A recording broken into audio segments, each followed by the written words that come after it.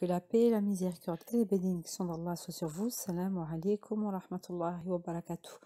Aujourd'hui, on passe au prophète Yunus, prophète Jonas, alayhi salam. On est à Ninive, la Mésopotamie, donc actuellement en Irak. Et Yunus va être le prophète donc de son peuple qui est idolâtre. Il ne veut pas croire au message divin. Et Yunus va se mettre en colère et partir sans avoir une recommandation d'Allah.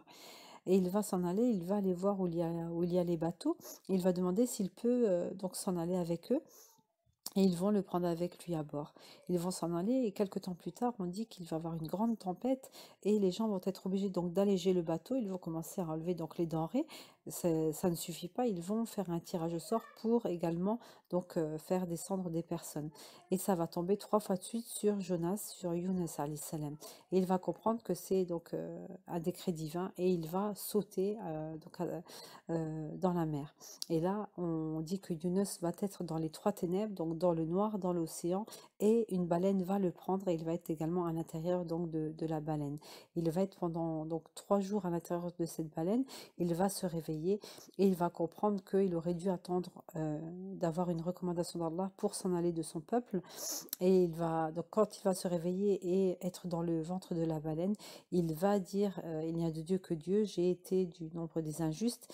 Et Allah va dire à la baleine de le rejeter donc sur la terre. La baleine va le rejeter et Allah va faire pousser donc des plants de courge à côté de lui pour qu'il puisse reprendre de l'énergie de ces 3 jours-là. Et à la suite de cela, Allah lui dit justement que son peuple, lorsqu'il est parti, ils ont vu donc le ciel qui commençait à changer de couleur et ils comprennent que le châtiment dont leur parlait Yunus s'ils ne croyaient pas allait arriver. Et en voyant justement ces nuages-là arriver, ils ont peur et ils vont demander pardon à Allah Azzawajal, ils vont se repentir. Et là, justement, Allah fait la plus belle annonce à Yunus alayhi salam en lui disant que tout son peuple est devenu donc croyant. Et donc, dès qu'il va prendre de l'énergie, il doit retourner auprès d'eux pour pouvoir donc leur enseigner la manière d'adorer Allah Azzawajal. C'était l'histoire donc de Yunus alayhi salam, qu'Allah soit satisfait de lui.